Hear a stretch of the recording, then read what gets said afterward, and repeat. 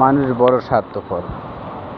মানুষ যদি স্বার্থপর না হইতো তাহলে মানুষের সাথে মানুষে এরম করতো না। দেখেন, চলার টাইমে, রং টাইমে, যে কোনো চলার টাইমে হোক না কেন, মানুষ ক্ষতিগ্রস্ত হয়। সেটা হচ্ছে মানুষ বুঝে শুনে যদি না যায় তো করার কিছু থাকে না। তো আসলে